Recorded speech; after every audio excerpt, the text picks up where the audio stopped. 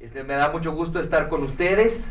Como les adelantaron Luis y Reinberto, el tema de hoy es Morena en el contexto político nacional. En esta breve plática yo lo que voy a tratar de dar es un marco teórico, ¿no?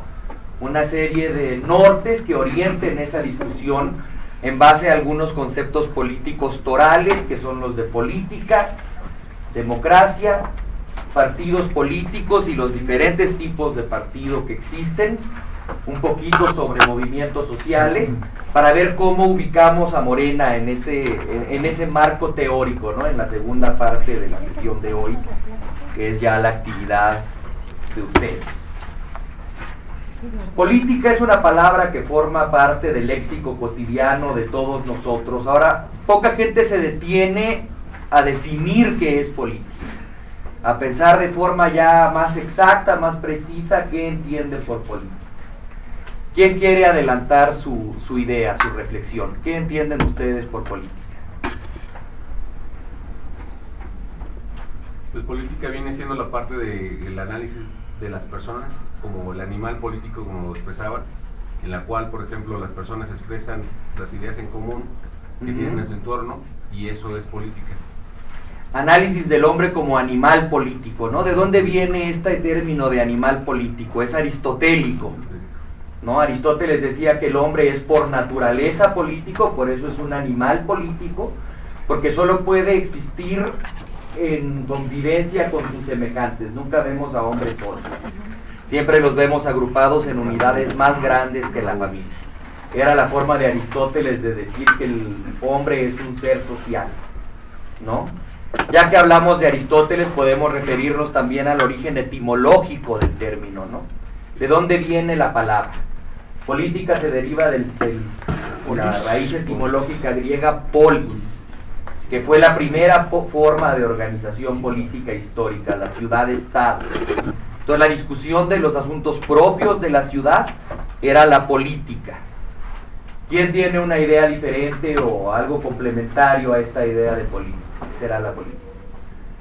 Yo creo que es un proceso a través del cual se toman decisiones en función de la marcha de una comunidad. Lo concreto así.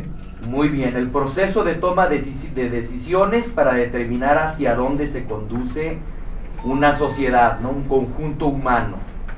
Muy bien. ¿Qué más? ¿Podría ser también el arte de llegar a acuerdos entre las personas? El arte de llegar a acuerdos. ¿Y todos nuestros políticos llegan a acuerdos? Sí. No, bueno, desde mi punto de vista, hay una oligarquía que impone sus condiciones, impone quién debe ser, quién debe regir el país, y de ahí se acaba la política. Y esa apenas negocia, ¿verdad? Impone sus decisiones. ¿Qué más será la política? Sería el arte de beneficiar a los demás también. El arte de beneficiar a los demás. Esa sería una buena política, ¿verdad?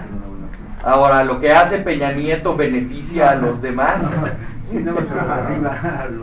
Nada más a los de arriba, ¿verdad? Beneficia a los demás una buena, ¿perdón? Beneficia a los demás arriba. A los demás arriba y principalmente a él y a su mujer, ¿verdad? Así es. Entonces vemos que la política deseablemente es buscar el bien común, beneficiarlos a todos, pero con frecuencia deviene la defensa de intereses particulares, oligárquicos, de los de arriba. Yo quisiera continuar con lo que decía acerca de Aristóteles, porque yo he percibido que luego se nos olvida de dónde viene, y nos decía Aristóteles que la política no es sino el seguimiento de la moral, de la ética, ¿verdad? Tiene su fundamento, su origen allí, en cómo me comporto desde la familia, y allí busca el bien común en mi familia. Posteriormente dice, sí, en la colectividad también buscamos ese bien común. Exacto, pero no olvidar esa parte medular que yo, en lo particular, la observo como la ética, ¿sí? Se nos olvida ese aspecto. Para los filósofos griegos, sí, la política era incluso una rama de la moral, ¿no? Pero un político mexicano, un priista potosino, dijo: en política la moral es un árbol que da moras, Sí. ¿no? Con frecuencia estas definiciones clásicas tienen un carácter más prescriptivo, nos dicen que debiera ser la política, que descriptivo. qué es realmente la política, ¿no? Referido al ser. Eduardo, por favor. Yo creo que es conveniente distinguir entre política y politiquería, que podría definirse como el arte De promover intereses particulares, engañar, crear conflicto. Eso es politiquería. Eso es politiquería. No, como que tiene otras acepciones, ¿no? Esto de política, ¿no? En México lo llamamos grilla, ¿no? Creo que es como la gente percibe la actividad que a veces nosotros intentamos hacer, ¿no? Una actividad increíblemente desprestigiada en México, ¿no? Pues tratemos de llegar a partir de estos elementos a una definición más neutra, más puntual de qué es política, una definición donde entre lo que hace Peña Nieto y lo que nos proponemos hacer nosotros.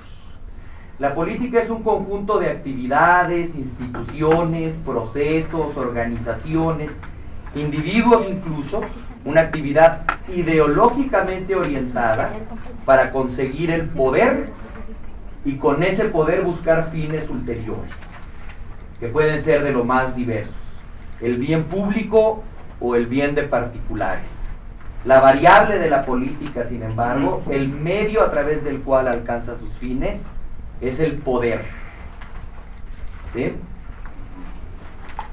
Izquierda, derecha, partidos de centro, movimientos sociales que están al margen del proceso institucional, todos buscan el poder o influir en él para desde ahí impulsar sus ideales u objetivos, que pueden ser buenos y nobles, armónicos con el interés común, o particulares, miopes, lesivos para el conjunto de la sociedad, buenos nada más para una pequeña oligarquía o los de arriba.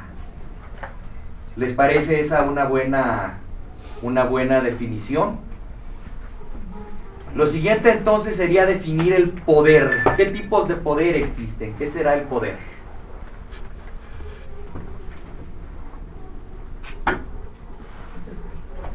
Es que ahí dependerá de donde lo estemos pensando. Porque, por ejemplo, ahorita en lo que decías, pues uno se puede poner en una posición conservadora y lo ves de una manera. O te puedes poner en una perspectiva progresista y lo vas a ver de otra. Entonces yo creo que ahí eso nos llevaría a la gama de poder pensar en términos de poder popular, poder de las oligarquías, poder de clases, etc. Entonces yo creo que está en función de lo que nosotros vayamos definiendo como posición en términos de poder. Vemos a partir de esto que usted avanza, que el poder se puede poner al servicio del pueblo o de la oligarquía o potencialmente de quien sea, ¿no? Ahora, el denominador común es el poder. ¿Qué será el poder? Sería como la energía para realizar alguna actividad. Energía para organizar una actividad. Es la condición, es la posibilidad, la condición de ejercer, de tomar decisiones, ¿sí? De ejercerlas o de influir en ella, en la toma de decisiones y en su ejercicio. Ese es el poder. Ahora, hay de tipo institucional o instituido un sistema como es el nuestro, que se supone es un conjunto de poderes articulados con funciones específicas, que es la república, ¿no? Totalmente desdibujada, y creo que nunca se estableció totalmente en el país como tal, totalmente desdibujada, pero ahora condicionada a otros tipos de poderes, los que se llaman poderes fácticos, ¿no? ¿Sí? En ambos casos se ejercen por diferentes caminos. Muy bien. Sería no es mía, por ahí la leí, la capacidad de alguien de lograr algo y los medios por los cuales lo va a hacer. Entonces, puede ser poder militar, económico, político, religioso, moral, pero siempre está en torno a ciertas personas y a los medios. Y la capacidad de alcanzar los fines que se proponen, ¿verdad? Muy bien, aquí tenemos ya todos los elementos necesarios, ¿no? Poder son los medios para alcanzar el fin deseado. Los medios de los que posee un individuo para producir los efectos que le convienen. O sea, poder en términos más coloquiales es poder hacer, es capacidad de hacer. Hay muchos tipos de poder, ¿no? Está nuestro poder sobre nuestro propio cuerpo, ¿verdad? Yo le puedo dictar a mis piernas que me traigan de mi casa aquí a dar una conferencia, pues así alcanzo el fin deseado. Hay un poder del hombre sobre la naturaleza, ¿no? El hombre puede controlar el caudal de un río para conducirlo al vaso de una presa, hacerlo pasar por una turbina y obtener el fin deseado, que es electricidad. A nosotros nos interesa ahorita el poder en el ámbito social, la capacidad de un individuo o grupo de individuos de determinarle una determinada línea de conducta a otro individuo o grupo de individuos para alcanzar el fin deseado. Es la capacidad de algunos de ordenarle a otros hacer lo que les conviene, ¿no? Efectivamente el poder entonces se sirve de medios, y aquí vamos a recuperar lo que decía Fernando. Hay un poder de carácter económico, derivado del monopolio sobre los medios de producción y de cambio, ¿no? En términos más coloquiales, es el poder que viene del dinero. Los que tienen dinero pueden pagarle a otros para que hagan lo que quieran. Le pueden pagar a Legorreta para que diga cualquier necedad en los medios de comunicación, ¿no? Es poder económico, el poder que da el dinero, o el control sobre los medios de producción. Hay un poder de carácter ideológico, influir en la conducta de otros a través de las ideas. Es el poder que tiene la iglesia, es el poder que tienen los medios de comunicación, es el poder que tienen los maestros y las academias, es el poder que tienen algunos partidos políticos a veces, ¿no? Los partidos que tienen una orientación ideológica, ¿sí? Y por último está el poder político. ¿Sobre qué medio descansará en último análisis el poder político? Sobre la sociedad. Es el poder sobre la sociedad. Todos son poderes sobre la sociedad, ¿no? ¿De qué medio se sirve el poder político? Los partidos políticos. Para que la sociedad haga lo que él quiere.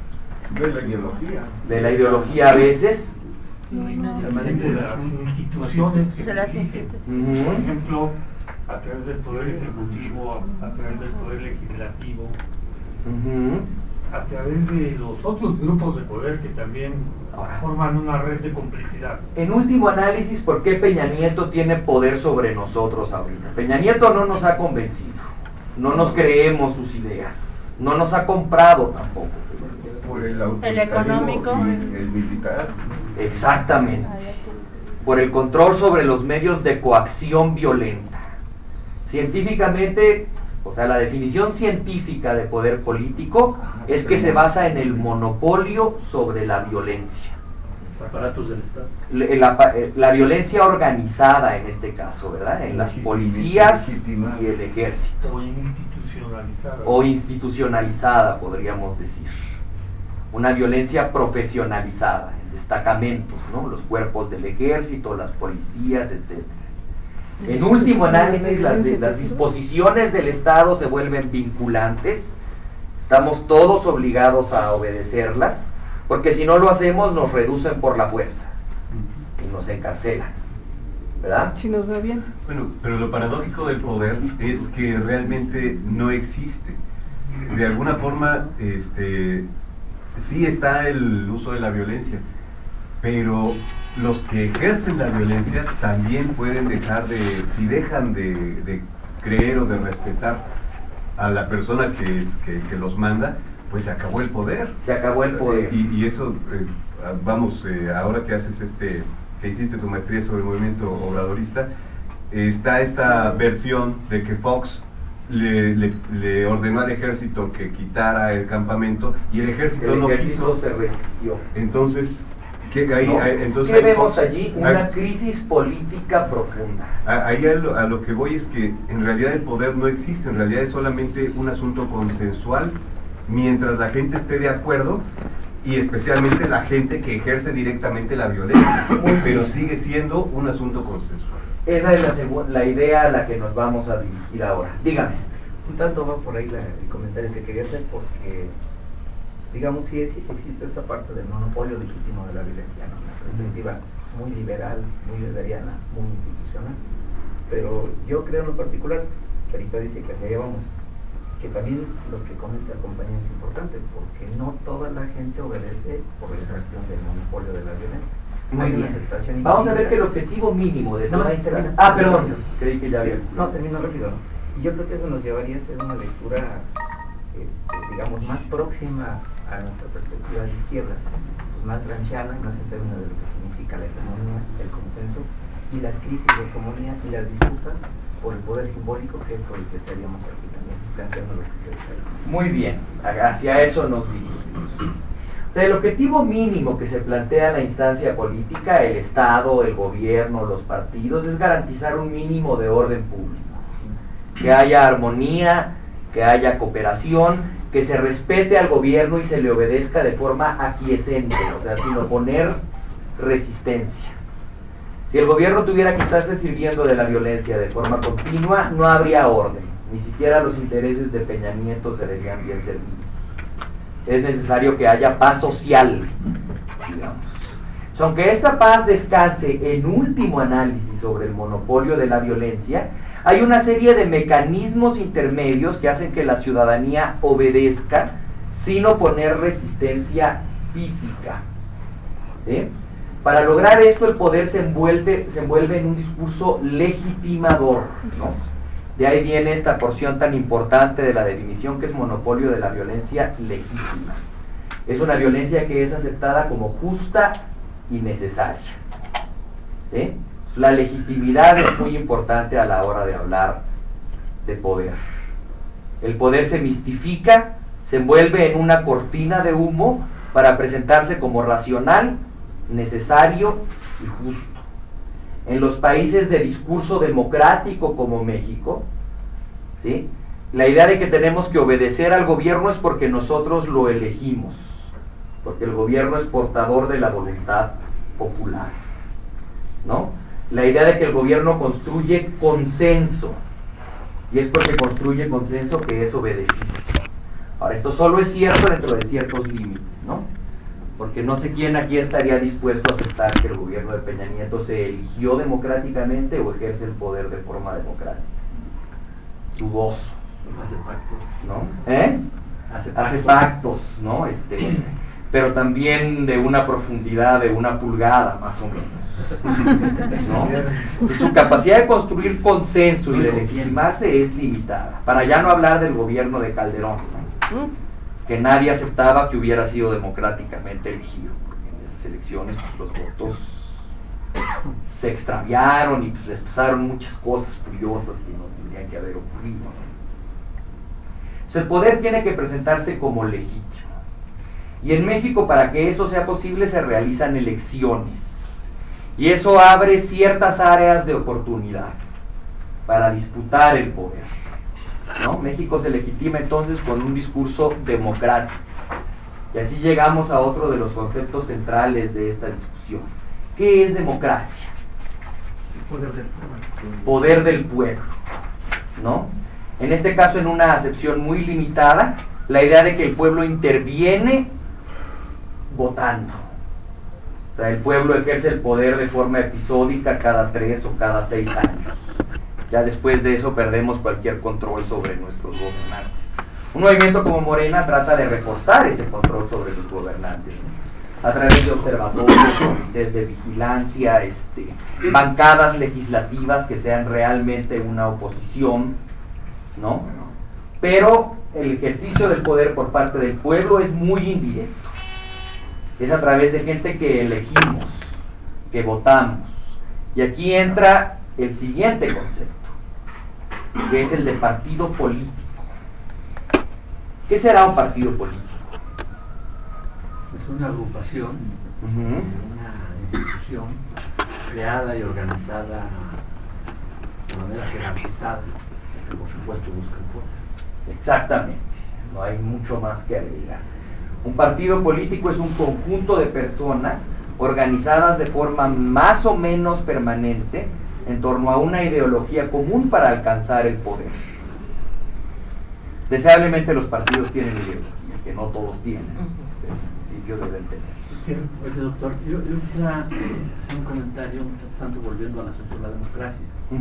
La democracia es un principio o valor que quien lo practica, desde mi punto de vista, respeta, reconoce, ejerce sus derechos Un demócrata no puede ser una persona que no ejerce sus derechos legítimos, no puede ser eso, que además a veces los anda hasta mendigando. Ese no es un demócrata.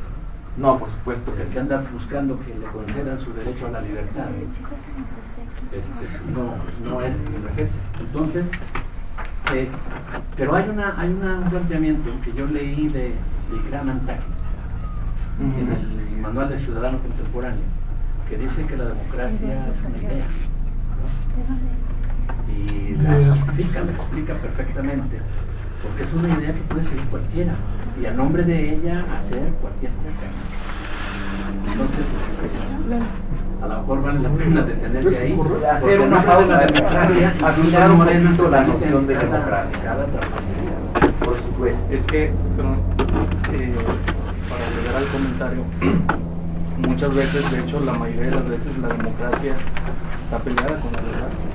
No necesariamente implica un razonamiento certero sobre lo que se debe hacer o conducir, ¿no? Ya con el poder en mano. Entonces sí hay como una especie de divorcio entre verdad y democracia, en muchos de los casos.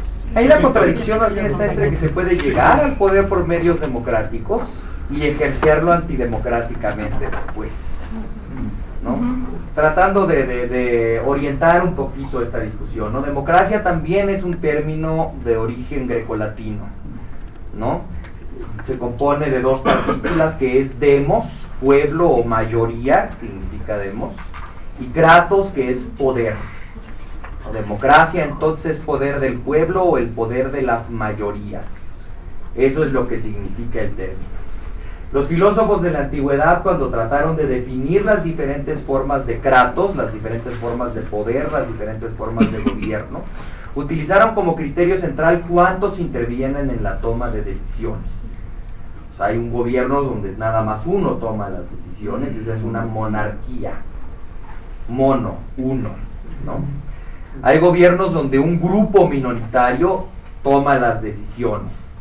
Esa es una aristocracia, y en su versión corrompida o degenerada se llama oligarquía, que es un término que seguimos utilizando a la fecha.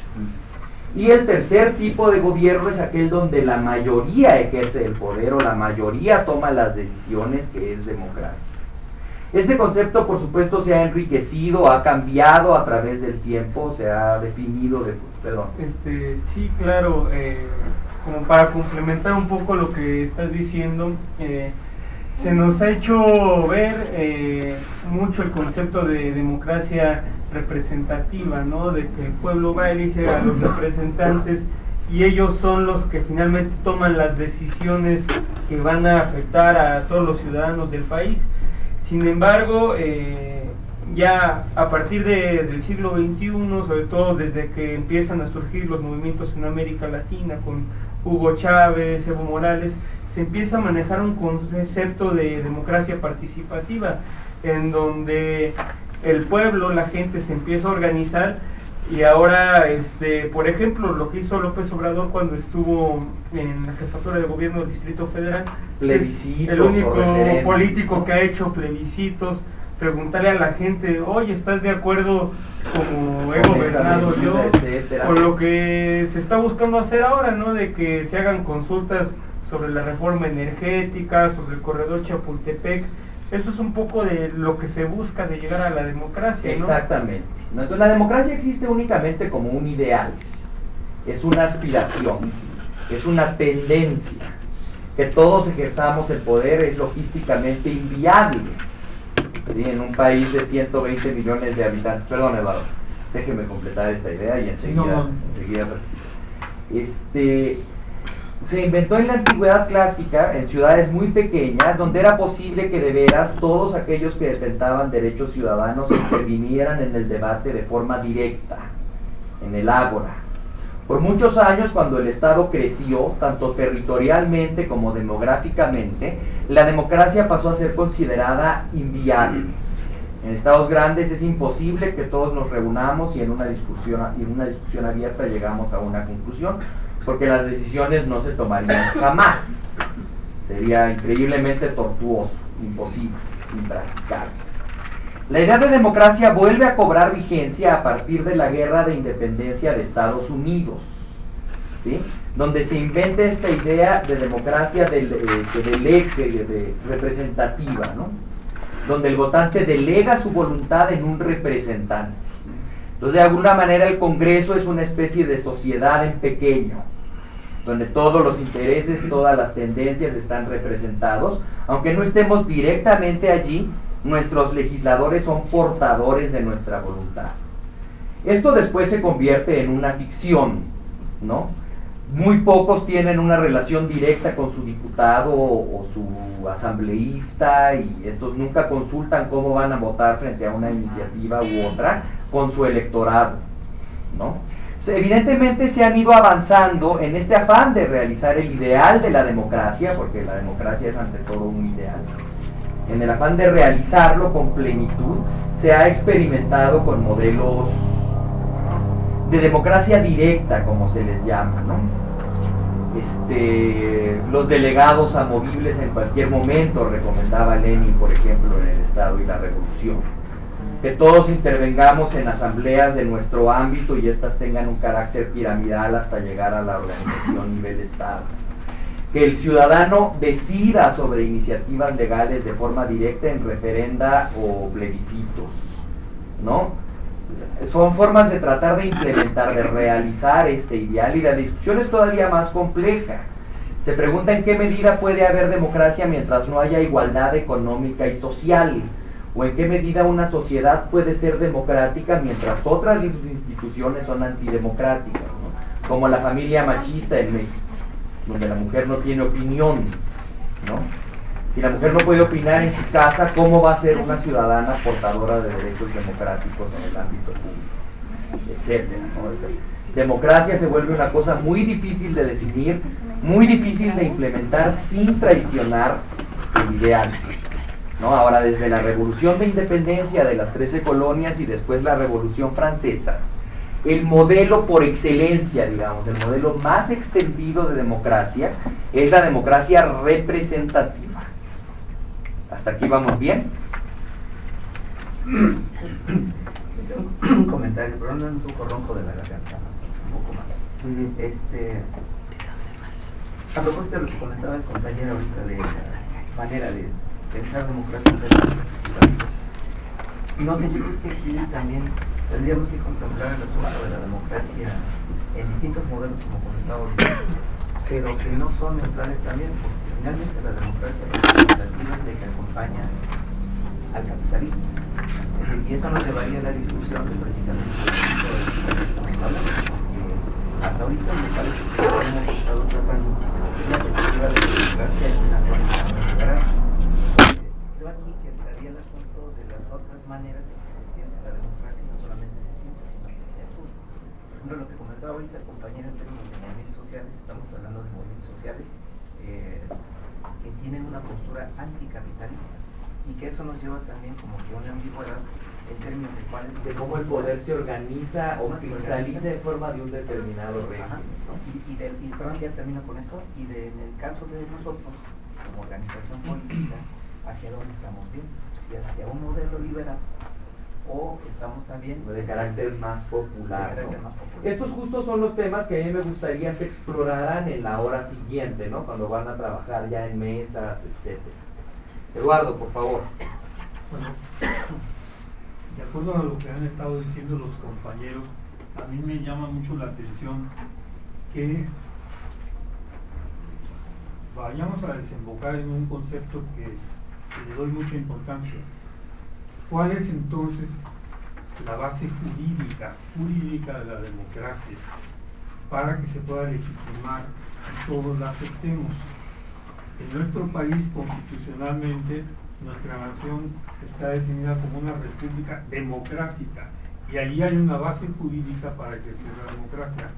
Y de ahí la soberanía reside originariamente en el pueblo, dice nuestra Constitución, ¿verdad? Y de ahí nosotros nos vamos a lo que ha venido surgiendo últimamente para que la democracia no solamente sea electiva o representativa, sino también participativa.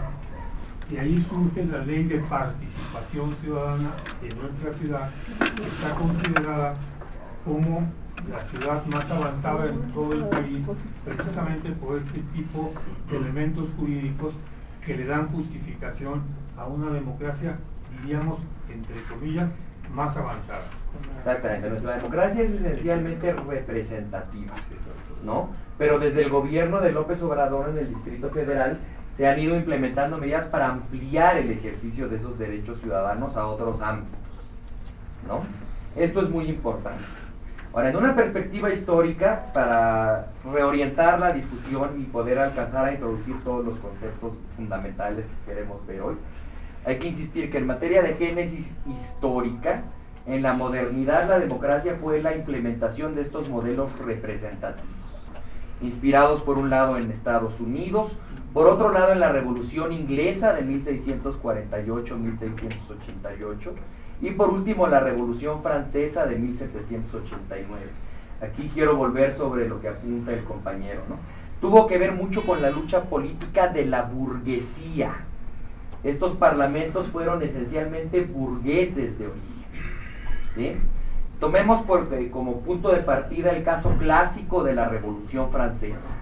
El país estaba en una crisis política profunda después del gran miedo agrícola de 1787. Luis XIV era una monarquía, ¿no? Había sectores corporativos gremiales que estaban más o menos representados en la corte, pero era esencialmente una monarquía. Con el afán de legitimarse, Luis XIV decide consultar con el pueblo y convoca a los 3 estados. El primer estado, que es la aristocracia, el segundo estado, que es el clero, y el tercero, que era el estado llano, se llamaba, ¿no? Supuestamente el pueblo bajo. Ahora, para tener representación allí había que tener propiedad, ¿no? Entonces era una democracia fuertemente censitaria. Nada más estaban representados los varones con propiedad, los burgueses. Esta es la que se constituye después en asamblea soberana y funda la república, ¿no? Esta asamblea se convierte en un parlamento, en el primero de la historia, podríamos decir, ¿sí? Y ahí van a surgir también, esto es muy interesante para lo que tenemos que discutir hoy, ahí van a surgir también los partidos políticos. En un comienzo se había elegido delegados individuales. Yo elegía a mi vecino para que me representara en la asamblea. Bueno, en el supuesto de que yo fuera un burgués con propiedad, ¿verdad? Yo elegía a mi vecino para que fuera mi portavoz en la asamblea general, en el tercer estado, ¿sí? Pero dentro del tercer estado se empezaron a configurar corrientes de opinión. Unos querían conservar al rey, otros querían expulsarlo. Unos querían establecer una república con voto universal, otros nada con voto universal masculino, otros nada más con un voto restringido a los varones alfabetizados que pagaran impuestos, o sea, que tuvieran una propiedad sobre la que se pagaban impuestos. A partir de la comunión de ideas, dentro del Congreso surgen corrientes, ¿sí? Estas corrientes van a ser partidos políticos embrionarios. Se reunían en clubes después de que acababan las sesiones legislativas. Y hubo sobre todo 3 grandes vertientes. Los jacobinos, que eran los republicanos más radicales, los girondinos, que eran republicanos más de derecha, más conservadores, algunos incluso medio monárquicos, y el pantano, que era el sector intermedio que unas veces votaba con los jacobinos y otras veces con los girondinos, ¿no? Estos son considerados los primeros partidos políticos de la historia, jacobinos y girondinos. Los jacobinos, esto es relevante, también se sentaban a la izquierda del orador. Entonces, desde entonces cualquier tradición política igualitaria, radical, que busca una transformación política profunda, se conoce como izquierda. Mientras que a la derecha se sentaron los más conservadores, los que querían mantener al rey en el trono, ¿no? Así surgen los primeros partidos políticos, dentro de los parlamentos, dentro de los congresos. Por eso la primera forma de categorizar partidos políticos es en aquellos de origen interno y externo. Los primeros partidos fueron los de origen interno. Surgieron dentro del parlamento y eran esencialmente partidos burgueses. Alguien había alzado la mano. Yo. Sí, perdón. Un poquito sobre este asunto de la democracia.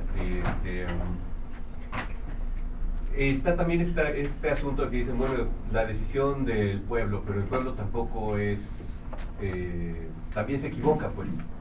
Y por eso se supone bueno, digamos, por eso es esta idea de que una parte y creo que es una idea como, digamos, muy actual, muy vigente, que los medios de comunicación la dan como un hecho, que el pueblo tiene que opinar, pero no tiene que tomar las decisiones, porque el pueblo se tiende mucho a equivocarse. Entonces, de alguna manera, se está insistiendo en que debe haber cierta parte aristocrática, cierta parte de imposición, de buenas decisiones de parte de los sabios.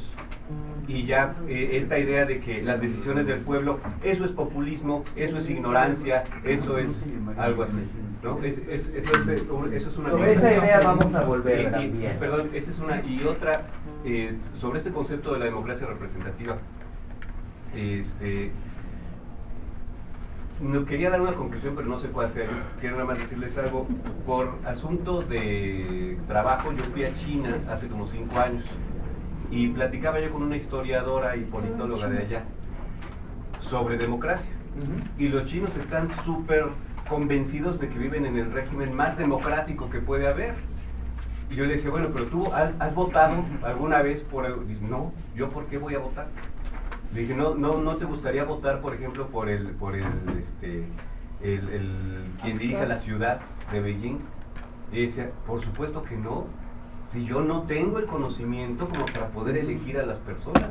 Para eso hay gente, hay una estructura muy pensada, donde los sabios opinan y debaten entre ellos, y ellos eligen a la mejor persona. Entonces ellos, la percepción allá es que China es un país totalmente democrático y es más avanzado en su democracia que las democracias occidentales.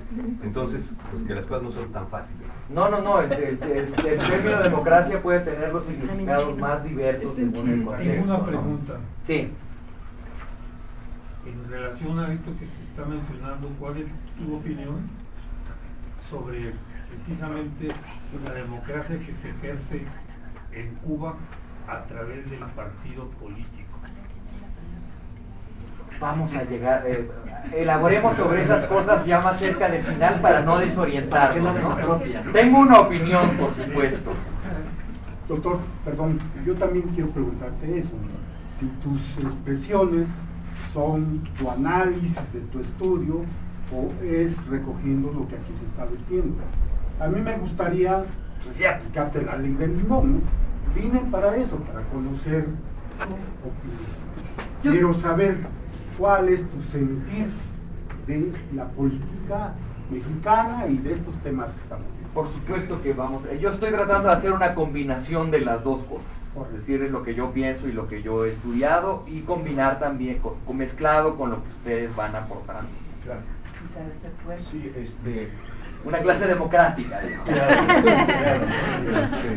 Quiero tratar de enlazar lo que dice Eduardo, ¿sí? Porque es muy importante acerca de, tú mencionabas en relación a la guerra de independencia de Estados Unidos.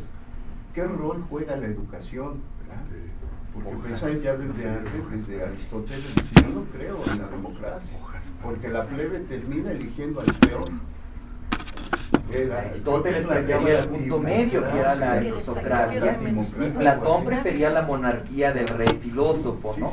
Esa idea de que el pueblo es ignorante y tiene que ser guiado por expertos es muy antigua. Articular qué rol juega la educación, porque Vamos a en estos momentos, ¿qué rol está jugando esa educación? Ahí es muy bonito, por ejemplo, recuperar la definición que hace la Constitución de democracia, como forma de vida integral que lleva al elevamiento de las condiciones de vida del pueblo en todos los frentes de forma continua. Porque me estaba remontando a esa época de Estados Unidos, de la independencia, y decir, estamos en el siglo de las luces, ¿no? Donde el ser humano dice, tengo conciencia y tengo esa capacidad de pensar, discernir entre quién es esclavo y quién es el amo, ¿no? Pues tú, cuando vienen acá, ¿es humano indígena o no es humano?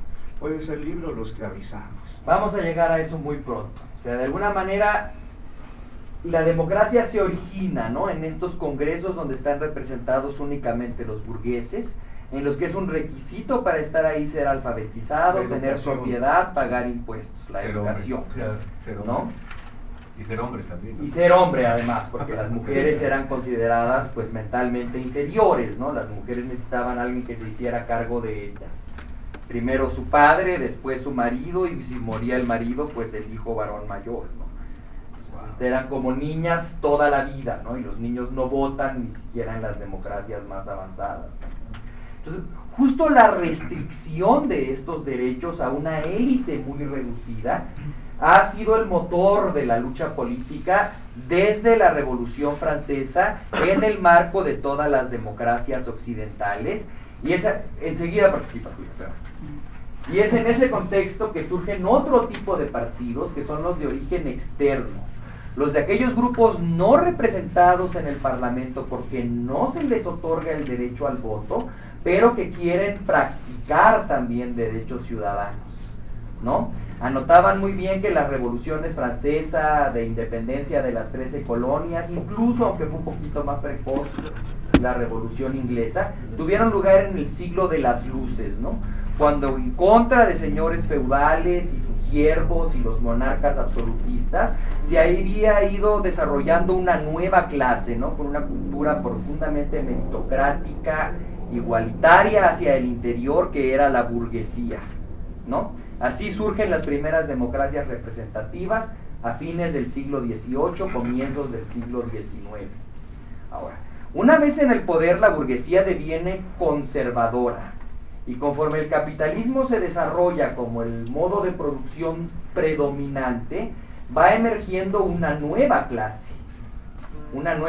en sustitución de los antiguos siervos, que es el proletariado, el obrero urbano, el trabajador asalariado libre, que a diferencia del campesino feudal no vive disperso en pequeñas aldeas donde no entiende nada de vida nacional, ¿no?, que ni siquiera la conoce ni se la imagina, sino que vive en grandes ciudades, en condiciones materialmente muy malas, de muchísima privación, y siendo testigo además del privilegio en el que vive la burguesía, ¿no? Ese proletariado va a querer impulsar cambios favorables a sus intereses. La lucha política y económica del proletariado va a atravesar muchas fases. Primero van a destruir las máquinas a las que identifican como sus enemigas y la herramienta de su opresión. Luego van a crear mutualidades, ¿no?, para con una caja de ahorro común sacarse unos a otros de problemas.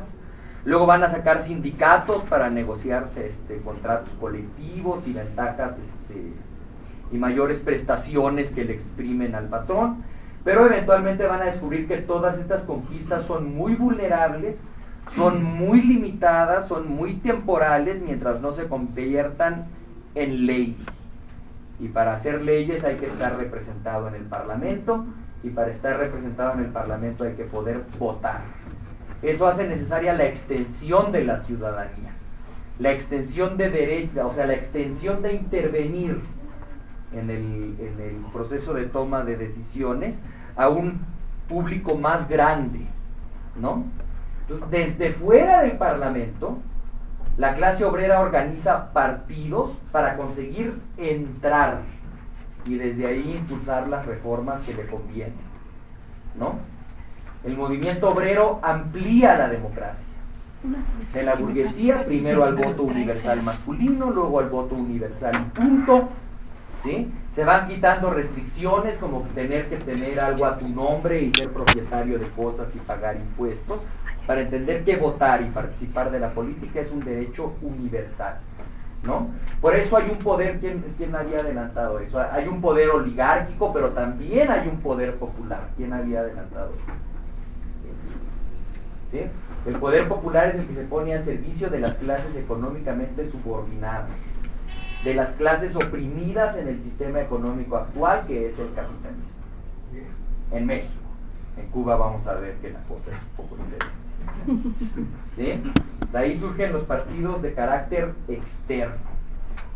Hay más cosas que distinguen a estos partidos, no solo si surgieron dentro del Parlamento o fuera, sino a quién representan y a partir de eso cómo se financian. Y eso da lugar a la diferencia fundamental entre partidos de cuadros y partidos de masas.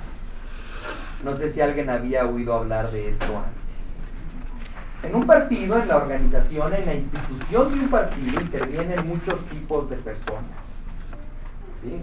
Personas que integran un partido.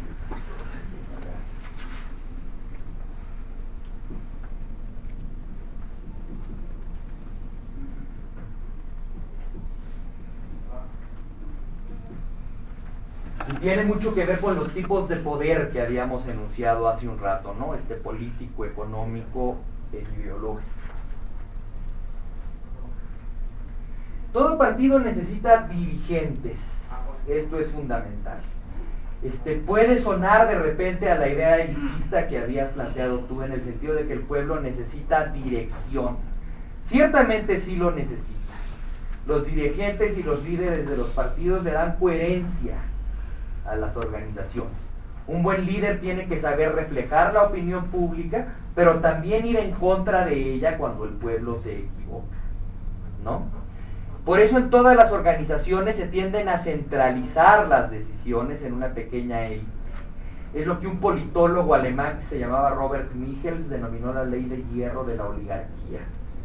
O sea, la incapacidad de las masas de tomar decisiones, tanto por eficiencia como por ignorancia, tiende a la centralización. Ahora, la forma de ejercer ese liderazgo puede ser democrática, si se ve por el bien común, o antidemocrática si intereses particulares, privados, egoístas, se sustituyen a los intereses del pueblo en la dirección de una organización política. ¿Sí se entiende más o menos esta idea? En un primer lugar tenemos dirigentes. ¿Qué más caracteriza al dirigente de un partido? Es un profesional de la política. O sea, se dedica a la política de tiempo completo. Vive de la política y vive para la política. De ser político se mantiene, ya sea que esté ocupando un cargo público y le paguen un sueldo por eso, ya sea que esté en la estructura del partido y le pague el partido un salario. Y en adición a eso, en un país corrupto como México, también se financian con las contribuciones privadas, legítimas o espurias de todo tipo de origen, ¿no? Viven de la política. Y de la política esperan todas las cosas buenas que van a tener en su vida. Reconocimiento público, una casa, etcétera, etcétera. En un segundo nivel de la organización están los militantes. Los militantes no necesariamente viven de la política, pero viven para la política. Están decididos a dedicar una parte muy importante de su tiempo a la actividad política, con independencia de cuál sea su trabajo, su profesión, aquello a lo que se dedican y de lo que se mantienen.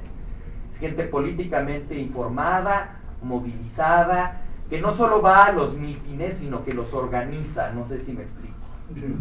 Son miembros del partido con credencial, con carnet. Y normalmente por ese carnet se paga una membresía, ¿sí? Que coadyuva al mantenimiento del partido, ¿sí? O sea, los partidos se tienen que mantener para pagar los salarios de los dirigentes. Y esos recursos generalmente vienen de las contribuciones, de las donaciones de los militantes, ¿no? Por eso viven para la política, no de la política. Pero hacen agitación de tiempo completo. Todo el tiempo están tratando de atraer a nuevos simpatizantes, de convencer a gente de votar por sus candidatos, etcétera, etcétera. Gente comprometida con el partido que vota por él unas veces sí y la siguiente también. ¿Sí? En un siguiente nivel está el afiliado. El afiliado no hace tanto activismo como el militante, hace activismo eventual, ¿no? Por ejemplo, en un periodo electoral, ahí sí va a los mítines, ahí sí promueve el voto, pero el resto del año, o del trienio, o del sexenio, no está políticamente involucrado. Sin embargo, sí tiene carnet, sí pertenece al partido y vota de forma más o menos estable por él, ¿sí? Les estoy hablando de gente que ustedes conocen, o sea, ustedes conocen dirigentes, conocen afiliados, conocen militantes, ¿no? También tiene carnet. Y el nivel más bajo de pertenencia al partido es el simpatizante.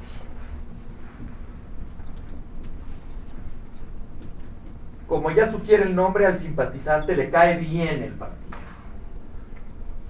A veces va a un mitin, nunca lo convoca, no tiene carnet. Eventualmente puede votar por el candidato de otro partido. Su pertenencia entonces es más fluida. ¿Sí? Estas 4 categorías dan origen a 2. Dirigentes y militantes se conocen como cuadros. Afiliados y simpatizantes se conocen como masas. ¿Sí? Los partidos de origen externo que representan al campesinado o la clase obrera, a sectores de la población que son pobres, para financiarse necesitan muchísimos adherentes. ¿Sí me explico? O sea, cada obrero puede contribuir muy poquito al partido, porque tiene muy poquito para vivir. Entonces, para que el partido pueda competir con partidos más ricos, necesita muchísimos afiliados y muchísimos simpatizantes. ¿Sí me explico? Y para mantener el apoyo de esos afiliados y simpatizantes tiene que representarlos de forma digna y suficiente. Los tiene que escuchar. Un partido burgués, en cambio, no necesita muchos patrocinadores, ¿sí? Sino 2 o 3 que puedan aportar miles de millones de pesos. Y ya con eso hace una campaña televisiva muchísimo más holgada y bonita que el partido de masas, porque son patrocinadores de a de veras, ¿no? Por el hecho solo de que necesitan poquitos patrocinadores para mantenerse, representan los intereses de poquitas personas. No son pobres políticos. No son pobres políticos, ni políticos pobres, ¿verdad? Como decía Han, son políticos ricos con amigos ricos, ¿sí? Pero se disfrazan de buenos. Todos se disfrazan de buenos. En sistemas democráticos de sufragio universal, al final gana el que atrae más votos. Entonces todos los partidos disimulan su ideología, disimulan su verdadero programa, que siempre es sectario, para presentarlo como el bien común. Todos los políticos tratan de mostrarse como buenos y los mejores amigos de los pobres y los mejores amigos de los pequeños y medianos empresarios, ¿no? Y a algunos también les encanta ser los amigos de los empresarios que crean empleo, ¿no? Ese tipo de discursos, ¿no? Por el bien de todo, primero los ricos que crean empleo, ¿no? Eso dice el PAN más o menos, ¿no? Hay quien, en estas prácticas de la simulación, hay autores que justifican la hipocresía de los políticos. Por ahí, para conseguir los fines. Hay autores increíblemente cínicos, ¿no? Este tipo de cinismo en política tiene un nombre especial, ¿no? Que es ser maquiavélico. Maquiavelo escribió un tratado célebre en el siglo XVI que se llama El Príncipe, donde decía que el único objetivo de la política es mantener el poder. Ampliarlo. Y ampliar al Estado, porque la gloria del Estado es la gloria de su gobernante. Conservarlo y ampliarlo. Conservarlo y ampliarlo. Y todo lo que conduzca a alcanzar este fin está justificado. Aunque Maquiavelo nunca lo dijo con esos términos, ¿no?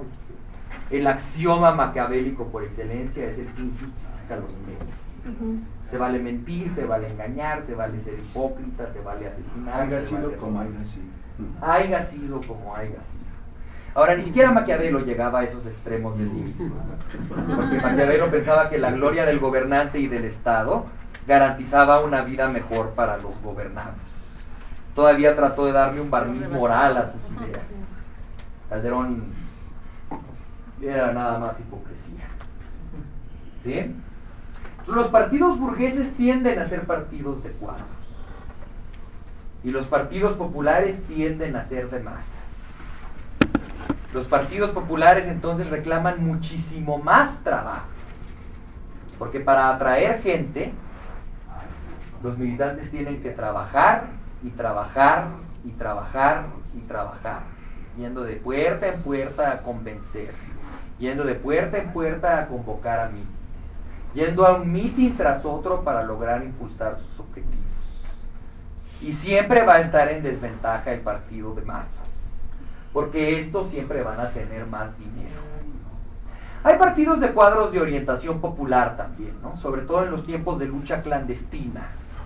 En el marco de grandes dictaduras no es posible tener una organización de masas porque sería demasiado visible y demasiado fácil de atacar, ¿no?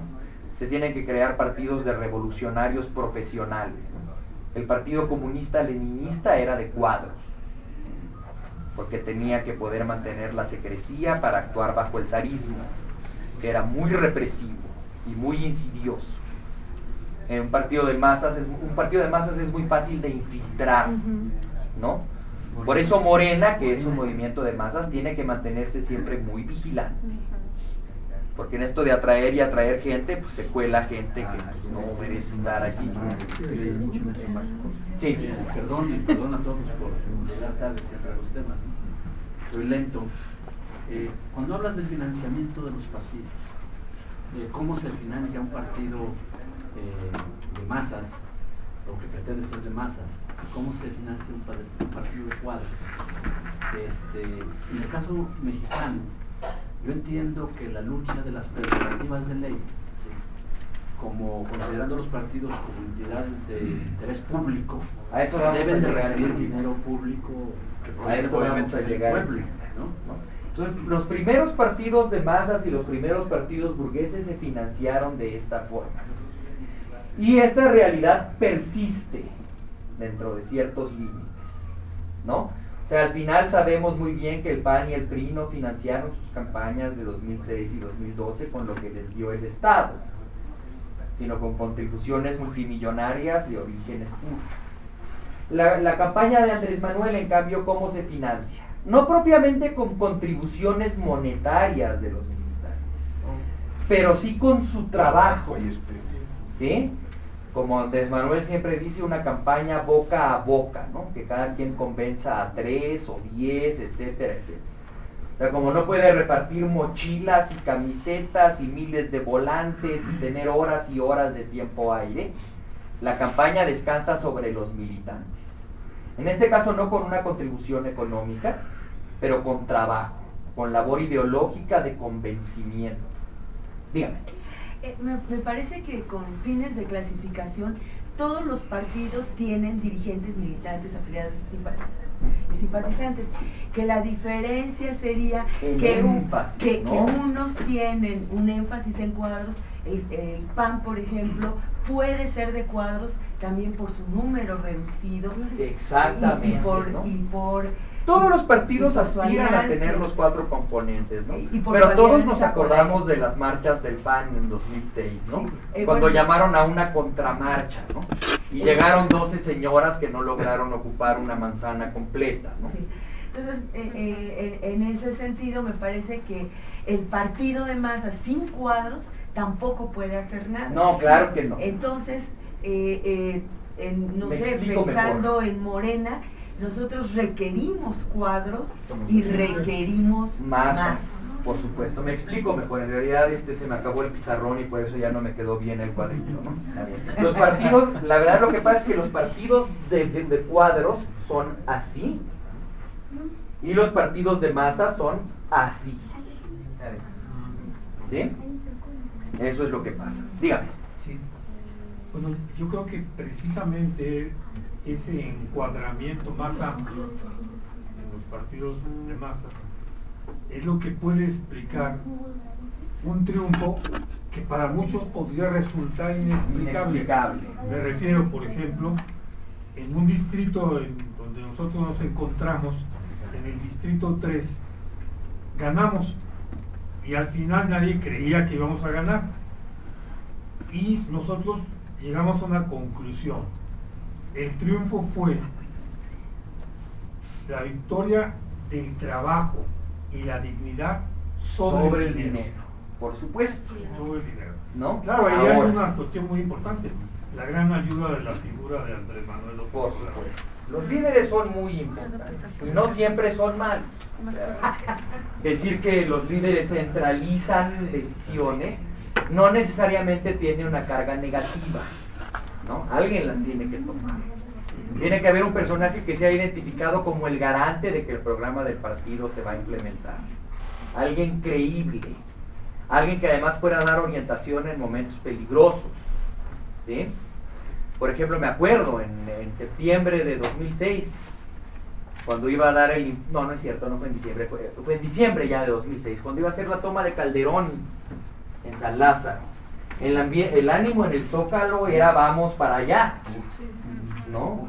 Y Andrés Manuel tuvo que tomar una decisión responsable, en contra de lo que quería la mayoría, ¿no? Y convencer con el discurso de que no había que ir a romper madres en un cerco militar porque la cosa podía ser que nos esperáramos en el Zócalo, espantosa, que nosotros ahí nos esperábamos, ¿verdad? Y no era la decisión a la que hubiera llegado esa plaza de forma espontánea, porque había muchísima frustración y había muchísimo enojo, y emoción y coraje y energía combativa. Si responsablemente eso se podría haber traducido en una fiesta de madrazos, donde hubiéramos llevado todas las de perder además.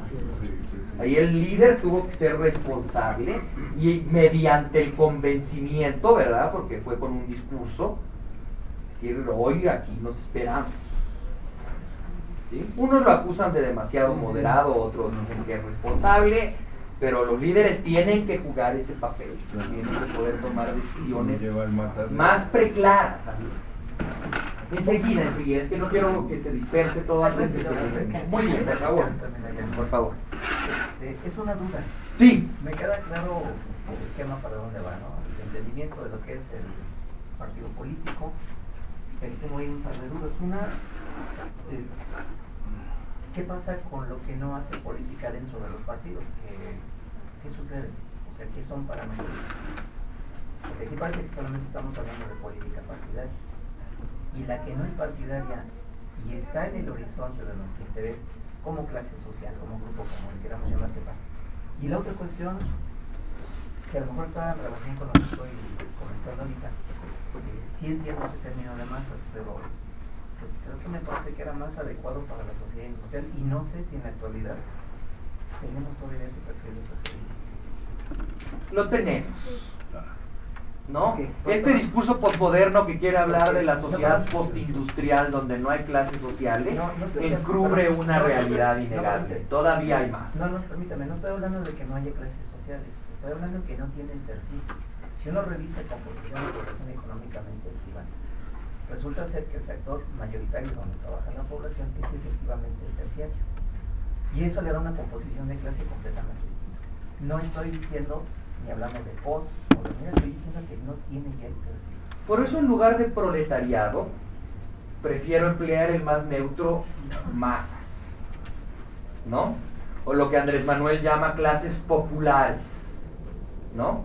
Gente que con independencia de si trabaja en el primario, el secundario o el terciario, por sus condiciones materiales de vida, tiene intereses contrarios a los de la oligarquía, ve sus intereses coartados por la promoción de los intereses mezquinos de la oligarquía. Y en cuanto a lo otro, a fuerzas políticas no partidarias, de ahí tratamos de partir cuando hablamos de tres tipos de poder, ¿no? Hablamos de un poder ideológico, donde entran los medios de comunicación, la iglesia, los maestros, los intelectuales. Hablamos de un poder económico que se destila de la riqueza y de un poder político, ¿no? La discusión tiene que aterrizar en Morena en el contexto político nacional, que es lo que le da nombre a esta sesión, ¿no? Por eso hemos ido en este esfuerzo como de aproximaciones sucesivas, ¿no? De ir de lo general a lo particular, que son los partidos. Hablar de otro tipo de fuerzas, Fernando las llamó poderes fácticos, ¿no? También es un tema muy interesante, pero de alguna manera tenemos que derivar hacia una conclusión de la actividad de hoy. Por eso, con gran pena mía, no podemos detenernos mayormente en otros aspectos, ¿no? Que son muy interesantes y de los que me encantaría hablar con ustedes, tal vez en otra oportunidad, ¿sí? De alguna manera tenemos que llegar a esta discusión, ¿no? ¿Qué es Morena en el contexto político nacional actual? elaborando un poquito sobre lo del financiamiento. O sea, antes los partidos obreros se financiaban con las cuotas de los participantes, pero esta situación perpetuaba una desigualdad insoportable entre los partidos. Antes ser representante del Parlamento era considerada una tarea honoraria, un servicio público por el que no se podía cobrar, ¿no? O sea, los partidos obreros, además de mantener su estructura, tenían que mantener a sus representantes. Poco a poco los partidos de izquierda han ido peleando por contribuciones económicas. Primero que se le pagara a los representantes. Luego ciertos beneficios como la franquicia postal, por ejemplo, para poder mandar publicidad política sin pagarle al correo. Facilidades para que viajaran los candidatos por sus demarcaciones electorales. Y eventualmente se llegó a la asignación directa de dineros públicos a los partidos. Esta curiosamente fue una conquista de partidos de izquierda, pero a la inversa se puede ver como una estrategia de cooptación, ¿no? Porque cada vez los partidos se deben menos a sus bases. Los partidos se deben menos a la gente que supuestamente representan y más al Estado que los mantiene. Por eso vemos tantísima simulación, ¿no? Por eso el PRD, de ser un partido de lucha ciudadana democrática, terminó convertido en un basurero. Porque a la hora de repartirse cargos y dineros públicos se anotaron todos. Bueno, no todos, más bien gente de principios bastante cuestionables, ¿no? Distraídos. Los distraídos fueron los que nos dejaron. Gente de un oportunismo increíble. Piensen ustedes nada más que el partido de Aguilar Talamantes, ¿cómo se llamaba? El Partido Socialista de los Trabajadores. Cuando Cárdenas fue candidato, cambió de nombre a Partido del Frente Cardenista, ¿no? Para ver si pescaban algún despistado que creyera que el partido de Cuauhtémoc Cárdenas era el partido del Frente Cardenista. Y los otros terminaron pegándose al que son los chuchos, ¿no? Y luego ya realizaron su macabro plan y terminaron por apropiarse de la estructura del PRD, que de ser un partido de masas, en una lucha democrática de masas, se convirtió en una bola de servidores públicos corruptos que viven del gobierno, ¿no? Por eso esto del financiamiento es muy importante. O sea, no sería tan elemental como decir los políticos obedecen a quien les paga, pero algo hay de eso. Y si al partido lo mantienen las bases populares, el partido trata de representar intereses populares. Si al partido lo mantiene el Estado mexicano, les interesa más pactar y mantener el status quo que verdaderamente subvertirlo. Ya hay demasiados intereses creados. Y eso pudre a los partidos de oposición, los corrompe. Eso pasó con el PRD. Y es una cosa frente a la que Morena tiene que ser muy vigilante también. Los burocratiza. Mencionaste Los burocratiza. Que un político tiene que tener una vida política, que su vida tiene que ser los beltronistas. De eso se mantiene. De eso se mantiene. ¿Eso sería lo ideal de un perfil político? Me refiero porque hay veces que caen en vicios. Es decir, caen en el ingreso. No es lo ideal, pero podemos decir que es dentro de ciertos límites inevitable, ¿no? La política, como todos los demás oficios, se ha profesionalizado. Es una cosa de tiempo completo. Entonces nadie puede ser político y representante y al mismo tiempo seguir siendo trabajador industrial, o maestro, o dueño de un pequeño negocio, o esto o aquello o lo demás allá. O sea, para ser político hay que estar metido en el asunto de tiempo completo, porque si no te comen vivo, eso es una pena, pero es cierto. Pero ahí llegaríamos al exceso, que es de que tienen que tener un cargo público, aunque no desempeñen exactamente. Con la negativa consecuencia de que los políticos se alienan de la ciudadanía, porque lo ideal es que un obrero sea representado por un obrero. ¿Quién va a entender mejor mis intereses y mis preocupaciones y mis opiniones políticas que alguien de mi propia rama laboral, o que sea mi vecino, o que sea como yo, o que sea un campesino, etcétera, ¿no? Un digno representante sería alguien sacado de entre las filas de la gente. Pero ya quiero ver cómo le iría a alguien así en nuestro Congreso. Un comentario, ahorita que estaban diciendo lo de las prerrogativas, a final de cuentas en Morena debemos entender que si estamos recibiendo recursos del Estado, son recursos del pueblo. Nos está manteniendo el pueblo y al pueblo es a quien tenemos que representar. Pero lo que se presenta es este fenómeno de alienación, ¿sí? O sea, también está esta tontería, ¿no? De yo prefiero un candidato ciudadano. Sí. A ver, los políticos también son ciudadanos. Sí, claro. ¿Sí? Esto de establecer así como una dicotomía entre político y ciudadano no es correcto.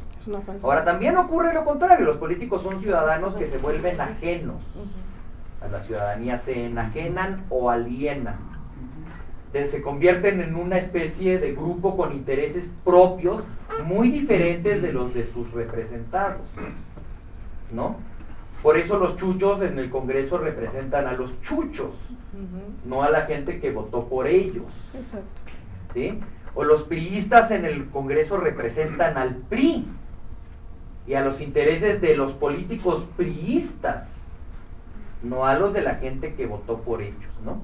Y aquí cobra nueva relevancia esta discusión sobre animar la democracia, de que ser una práctica ritual, de ser pura simulación, se convierta en una cosa verdaderamente viva, que reclame la intervención continua de los ciudadanos y una vigilancia continua de los que elegimos como representantes, ¿no? López Obrador ha explorado 20 formas de garantizar esto, unas más afortunadas que otras, ¿no? O sea, a mí, por ejemplo, lo de las rifas no me convence, ¿no? Pero de alguna manera trata de evitar que surja una clase política profesionalizada, ¿no? ¿Quién es representante? Cualquiera de nosotros por sorteo. Yo no sé eso en qué medida garantiza las funciones de liderazgo que tiene que tener un partido. Eso a mí me preocupa, ¿no? El que gana un sorteo no necesariamente es el mejor. Ahora, se inventa esto como un método para mantener a raya la alienación, la enajenación de los políticos. Yo no sé si sea la mejor idea, Tal vez pero para por lo evitar- menos me parece que las razones por las que se hace son las buenas. Para evitar la formación de oligarquía, ¿no? Exacto, Como lo habla de una capa Vigel. enajenada. Porque pues ahora lo acabamos de ver ayer como oligarquías dinásticas, ¿no? Como en Oaxaca Ay, designan viene al Murat. hijo de Murat. ¿Y cómo puede ser? Como si no hubiera O más. sea, el papá terminó completamente desacreditado por montar un supuesto asesinato en su contra y haberse robado medio estado y bueno, creo que medio México ya. No Bueno, se pero no hay limitó que a Oaxaca. olvidar que Murat es uno de los artífices del Pacto por México. Del Pacto por Fue México. el que metió a la Vemos que derecha se y a lo... la izquierda. Exactamente, en eso su es a lo casa. que me refiero con políticos profesionales. No es gente que no importa ya de dónde salió. El Esther Gordillo originalmente era una maestra de Chiapas. Es gente que no importa de dónde salió, se convirtieron en políticos profesionales. Y lo mismo que ocupan una Secretaría de Estado, ocupan la otra, ¿no? ¿Sí? O sea, tiene ventajas y desventajas. Más bien, todo contiene la unidad de los contrarios, ¿no? Todo tiene dos caras. Virtud y vicio. Sí, ni no, sino todo lo contrario. Por eso es la importancia del espacio de la formación política. Se requiere el cuadro. No es posible que quien sea elabore una ley, ni que eso sea una tarea de asesores. Esa es la gracia de estos cursos y estas discusiones. Que estos y estos tengan herramientas teóricas con las que vigilar, con las que discutir, con las que controlar a estos. Y finalmente por ahí también está la Y atraer a categoría de intelectual orgánico. O sea, hay quienes trabajan para la oligarquía, para el poder, y hay quien trabaja para el partido y el pueblo. Para el partido y el pueblo. ¿Cómo generar este tipo de cuadro, este perfil? Ese es el reto, y que no se corrompa, porque el asunto no es únicamente que quien paga manda, sino que se va generando pues una especie de mañosería de equipos.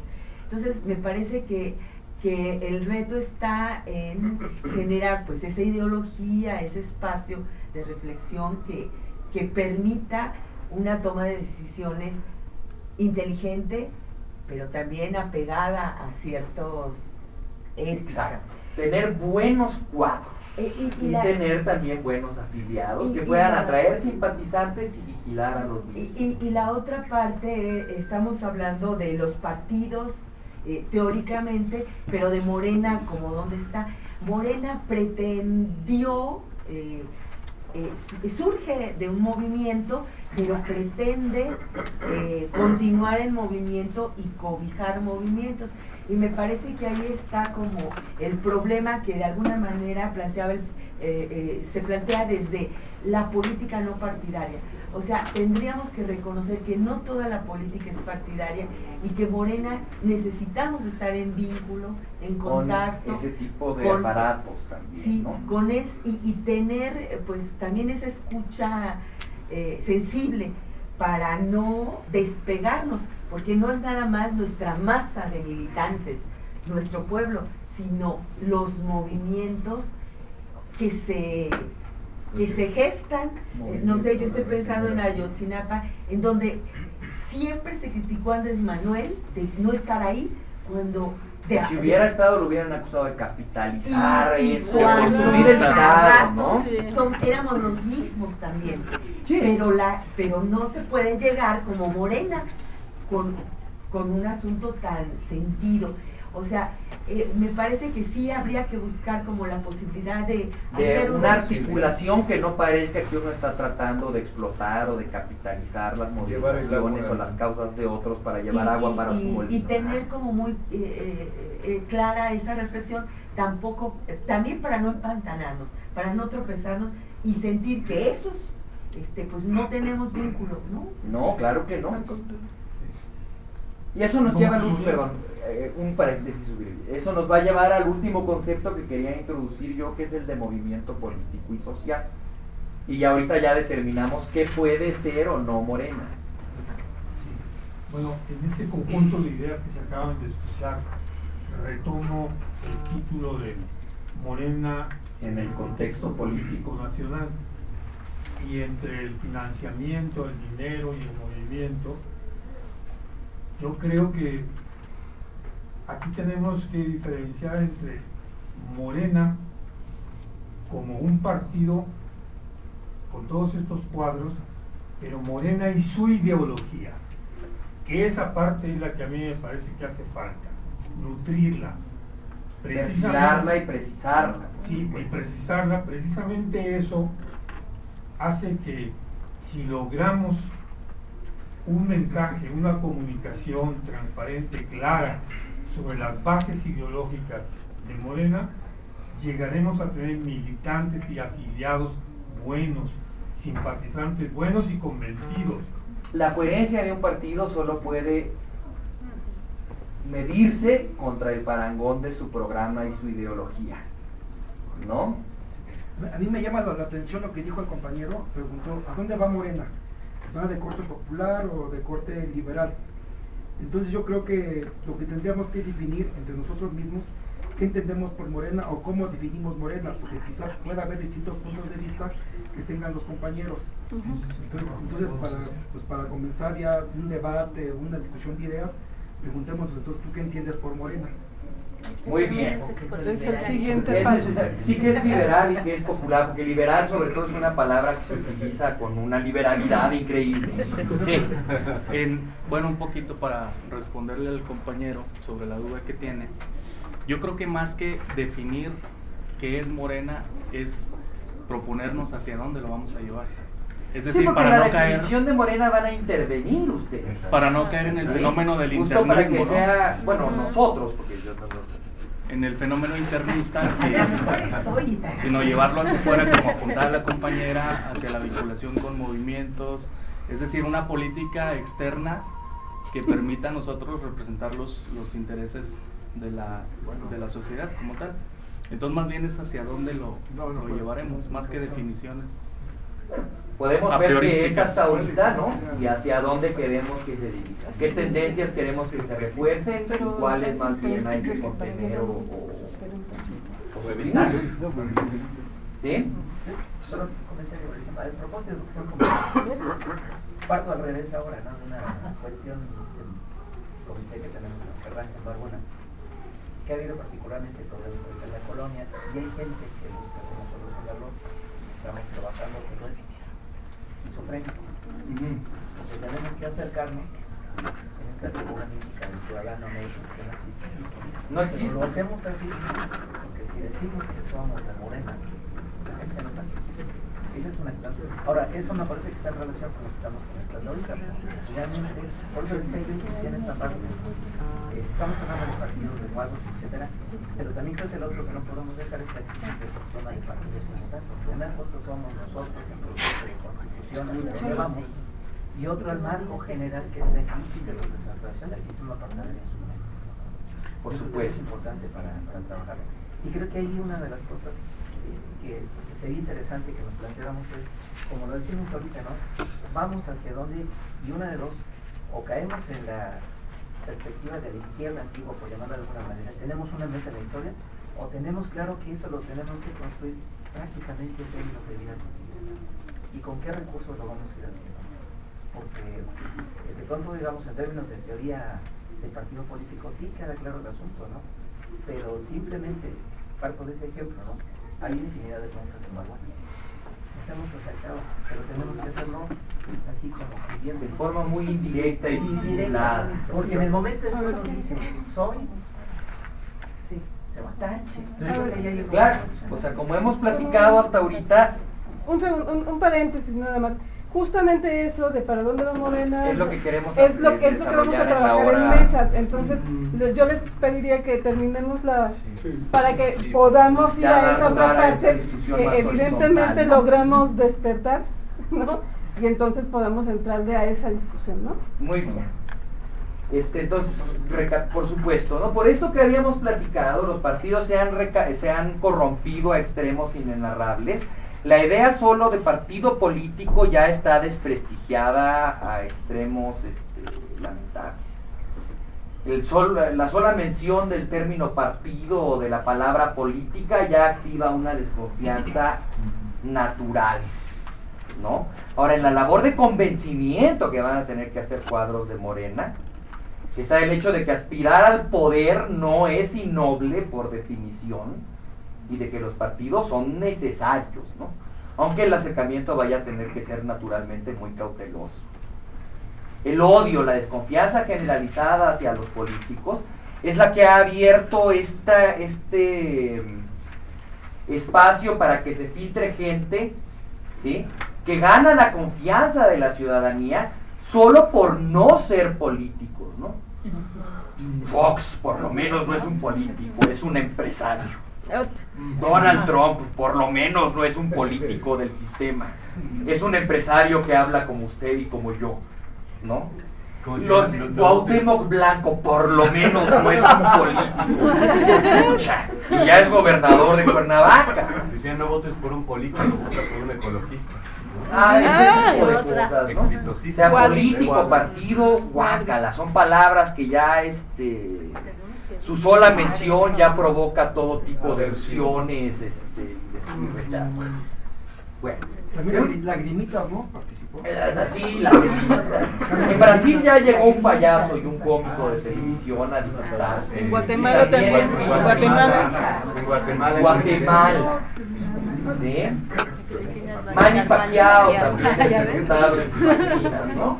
Un boxeador por lo menos no es un político, ¿no? Ronald Reagan, ¿no? Era un actor de Hollywood, ¿no? Eso tiene el Schwarzenegger, ¿no? A los gringos les encantan los actores de televisión, ¿no? El Gobernator, ¿sí? Ya hacia el político hay tanto rechazo que recuperar la confianza de la ciudadanía va a estar muy difícil, ¿no? Sí. Todos han hecho eso, ¿no? Hasta el PRD en su momento se aprovechó de Ana Gabriela Guevara, ¿no? Una deportista, no un político. Lo que sea, María Rojo. María Rojo. No, que a mí me cae muy bien María Rojo.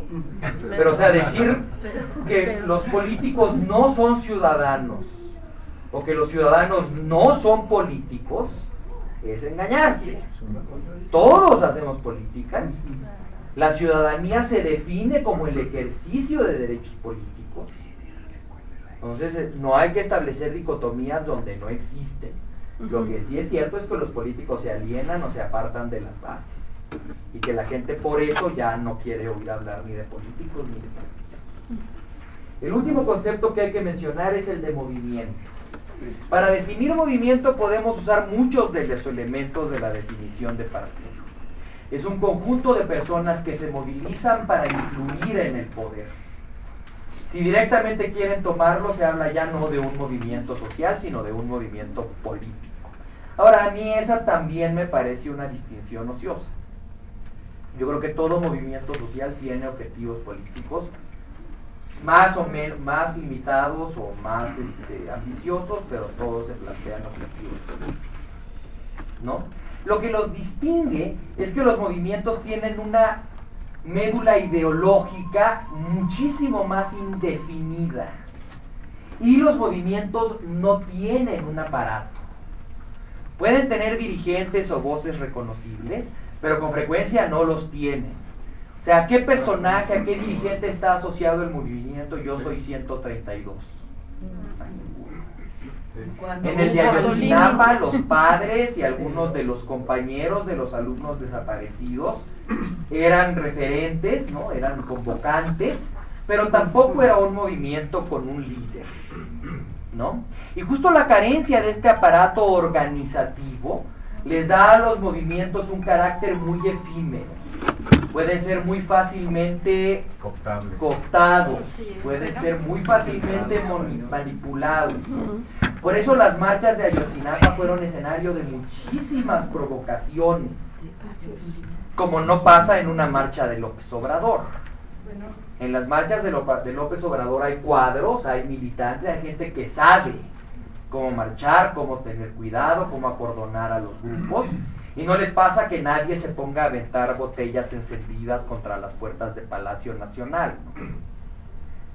En cambio, en un movimiento donde el que quiera se anota y dice yo también soy 132, o a mí también me faltan 143, se pueden infiltrar una bola de improvisados, espontáneos, ultras, ¿no? Que hacen estupideces. Y eso sí creemos que son verdaderos espontáneos, o se pueden infiltrar, ¿no? Otro problema de los movimientos es que con mucha frecuencia se extinguen después de las razones coyunturales muy específicas que les dieron origen. Se desdibujan, desaparecen. Alcanzan el objetivo que se propusieron o no lo alcanzan y son derrotados, y al día siguiente ya no existen. ¿Qué es hoy del Yo Soy 132? Fuera de un par de nostálgicos que lo consideraron el momento, el apogeo de su juventud, haber participado en el Yo Soy 132, ya no hay nadie hoy que reivindique esa etiqueta. El CGH. El CGH, ¿sí? Ahí yo estaría muy de acuerdo, porque como movimiento no, pero no podemos negar que gran parte de esos jóvenes están diseminados en otros. Pero ya no son ¿Qué pasa? 132. Cuando los movimientos quieren cobrar una mayor visibilidad histórica o se institucionalizan en forma de partidos, o sus integrantes terminan por canalizar su actividad hacia otras organizaciones disponibles. Pero todo el caso del movimiento como locus, el movimiento como membrete, el movimiento como punto de encuentro, desaparece. Bueno, ahí están los indignados de España. Los indignados, ¿no? Y de repente, por carecer de liderazgo, por carecer de ideología, por carecer de una dirección clara, los movimientos producen justo lo contrario de lo que se habían propuesto, ¿no? Los indignados fueron un reproche contra el viraje a la derecha del gobierno de Zapatero, ¿no? Los indignados fueron una censura contra una izquierda española que se había vendido. ¿Y qué lograron con toda su indignación? Ya va casi una década de Mariano Rajoy, que es una desgracia muchísimo mayor que Zapatero. ¿Sí?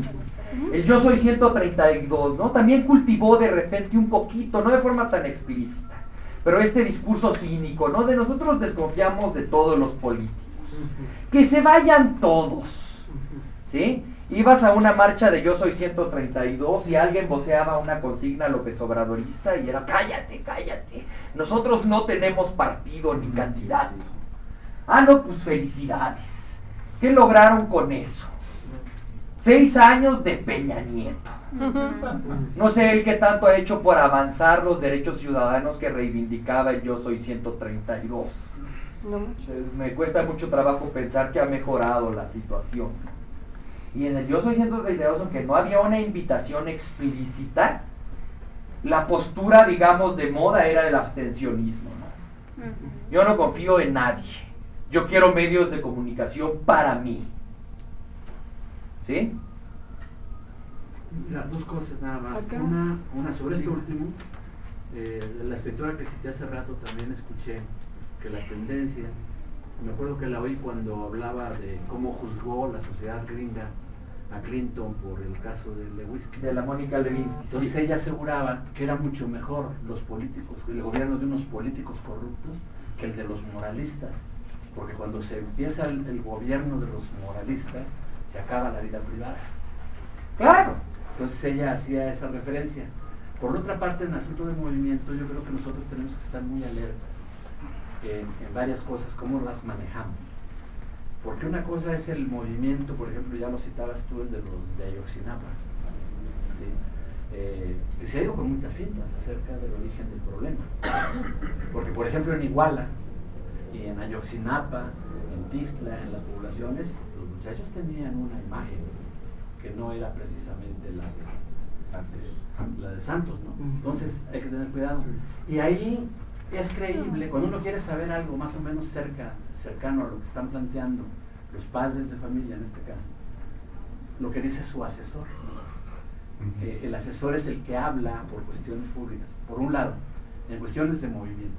Y en cuestiones de movimiento también, lo que muchos nos fuimos con la finta acerca del movimiento zapatista. El zapatismo tenía una estructura, ¿no? El zapatismo no es en realidad, no es en rigor un movimiento. Es un aparato de lucha política muchísimo más sofisticado. Es incluso un ejército, ¿no? O sea, los ejércitos no tienen esa espontaneidad, ¿no? A ver, sin entrar a discutir, sí, enseguida, sin entrar a discutir los méritos particulares de este movimiento o aquel, quedémonos nada más en una definición general, ¿no? A diferencia de un partido, no tienen instituciones, no tienen necesariamente dirigentes, que los pueden tener, se desdibujan o son efímeros una vez que alcanzan sus causas o son derrotados, se borran, ¿sí? O son con frecuencia, contienen con mucha mayor frecuencia que los partidos, que en teoría al menos debieran tener cierta solidez ideológica, grupos que a la hora de la hora resultan no estar buscando lo mismo, ¿sí? Como apuesta al poder, los movimientos son bastante limitados, ¿sí? Ahora, es una palabra más aséptica, ¿no? Porque es una palabra más comprensiva, ¿no? Yo me inscribo en un movimiento mucho más rápido que en un partido, porque la pertenencia es muy de flujo. A un movimiento perteneces hoy sin que nadie haya aceptado tu solicitud ni te haya emitido una carnet, y dejas de pertenecer mañana si ya no te gustó. Y nadie se enteró. Y nadie se enteró, ya nada más no fuiste a la siguiente marcha, ¿no? Es el López Obrador en 2006, ese es el tema de mi tesis, si a alguien le interesa buscar. Fue una combinación entre partido, porque se sirvió de estructuras partidarias que fueron las que registraron su candidatura, y de un movimiento, porque al final entre los votantes de López Obrador y entre los que denunciaron el fraude, habría muchos que jamás hubieran aceptado el apelativo ni de perredistas, ni de petistas, ni de movimiento, ni de izquierdistas. ¿Cómo se llamaba en aquella época? Movimiento Ciudadano, Convergencia, ¿no? Gobierno legítimo, ¿no? Y después de la elección, el gobierno legítimo, ¿no? O sea, López Obrador apelaba a mucha más gente que la que apela el PR, que a la que apelaba entonces el PR, ya no hablar de ahora, que a la que apelaba entonces el PRD, con una identidad política mucho más discreta, mucho más definida. Aquí no digo discreta en el sentido lo digo nada más en el sentido de más definida, ¿sí? Esa fue su fortaleza y esa fue su debilidad también. Eso le permitió movilizar a millones de ciudadanos en el punto cúspide de la lucha política, pero también se tradujo en un rápido desgaste del movimiento. No era posible mantener ese desafío de forma continuada, y eventualmente fue por eso que lograron usurpar la presidencia y meternos 6 años de calderonismo. O sea, no era posible mantener ese grado de movilización de forma continua, porque la gente se cansa. La gente no tiene el compromiso de tiempo completo de dirigentes y militares. Primero el gobierno legítimo, luego el que se llamó Frente Progresista, después Morena, han sido un afán por institucionalizar, por consolidar, por darle viabilidad histórica a ese movimiento, donde al principio estuvo contenido el PRD, pero del que eventualmente el PRD pues, se desgajó, porque pues, ellos no querían ir en contra del Estado, porque es el Estado el que los mantiene, como vimos, ¿no? Con lo que trafican los chuchos es con llegar a acuerdos a cambio de prebendas, y decidir no negociar con un gobierno que no reconoces. Fue una cosa en la que no pudieron ser congruentes ese tipo de políticos, para no usar palabras más fuertes. ¿Sí? Eso eventualmente hace necesaria la ruptura y la creación de una cosa nueva. ¿Sí? Una cosa nueva que quiere poder ser denominador común de muchas cosas muy disímbolas, y por eso usa el nombre de movimiento, pero que al mismo tiempo tiene que garantizar funciones de organización y de liderazgo. Por eso Morena es mucho más un partido de lo que queremos reconocernos a nosotros mismos de repente, ¿no? Que no tiene nada de malo tampoco eso. ¿Sí? Entonces yo creo que con esto ya tenemos suficientes herramientas teóricas para abrir un debate más abierto, ¿no? En mesas y después otra vez de forma conjunta. Unas últimas intervenciones ahorita, si les parece bien. Eduardo, el caballero, y Gina. Eduardo, ¿verdad? Oye, Gina quiere hablar desde hace como una hora. Ah, perdón, Enrique Gina, también. Sí. No, Gina. Ah, Gina. Perdón. No, era nada más en cuanto a lo que estaba usted diciendo de los movimientos, ¿no? Que bueno, lo que a mi parecer ha faltado pues es esa vinculación, ¿no? A través de la historia, precisamente no ha habido ni una vinculación ni una continuación para precisamente que un movimiento social pues surja y vaya más allá de lo efímero, ¿no? Entonces, pues eso era, ¿no? Que somos, en México tendemos a ser muy desconfiados. Y han habido movimientos que se han institucionalizado para bien y para mal, ¿no? El FDN del 88 fue a su modo un movimiento social, se institucionalizó en el PRD para tener una presencia histórica más continua, fue un partido por el que votamos todos nosotros y con el que nos identificamos durante casi 18 años, pero por los peligros de alienación y de corrupción que tiene cualquier partido político que le entra al juego, terminó convertido, se descompuso por completo, ¿no? Y otro tanto pasa con esto de la vinculación con otros movimientos que alguien había adelantado ya, ¿no? O sea, nosotros querríamos ver a Andrés Manuel encabezando las marchas sobre Ayotzinapa y sobre el Yo Soy 132, pero él tiene que ser, a veces a mí me desespera, dice, tendría que posicionarse frente a esto con claridad y ser el aglutinante y ser la voz que dirige esto, ¿sí? Pero luego hay que entender que a veces hay que ser paciente, porque los movimientos, en la medida que son muy diversos y son muy fáciles de manipular, pueden desembocar en cualquier parte y uno no puede haberse enganchado allí en el entusiasmo de la primera hora. Sobre ¿cuál es la diferencia entre un movimiento y un partido? Pienso que se hizo ahorita mucho énfasis en la cuestión de la estructura, pero yo creo que más que la estructura sería precisamente la formación política. ¿Por qué? Porque yo siempre pongo como de extremo, digamos, como movimientos los buscadores de vivienda y como partidos los partidos políticos de extrema izquierda de los 70s, que eran proscritos, que eran clandestinos. Los movimientos que buscan vivienda no hay una formación política, hay nada. un interés muy inmediato, entonces, ¿no? consiguen vivienda y los que eran así, los más gritones, los más entrones, los que se podían pelear con los granaderos, se desmovilizan totalmente. Y en cambio, los partidos comunistas de esas épocas pasaban décadas en la clandestinidad, con peligro de sus vidas, se reunían para estudiar textos de Lenin, porque eso era porque tenían como base la formación política. Y yo creo que una buena formación política desemboca en la creación de una estructura. Por eso yo creo que el énfasis no debería estar en la estructura, sino en la formación política, en la ideología. Y siendo un poquito críticos, creo que ese es un error que estamos reproduciendo todavía, incluso en el estatuto de Morena, se menciona que en los lugares donde no haya estructura del partido, se necesitan 3 personas para que funcione estructuralmente el partido, que es el presidente, el secretario de organización y de finanzas. ¿Que no somos un partido político? ¿Que no debería tener el segundo o el tercer lugar el secretario de formación política? ¿Que es un comité de Morena en algún pueblo que tenga presidente, secretario y secretario de finanzas y no tenga secretario de formación política? Es un comité del PRD. Sí.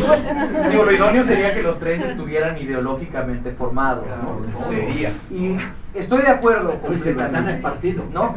Pongo sin embargo el énfasis en la organización, porque existen muchos partidos sin ideología y muchos movimientos con ideología, ¿no?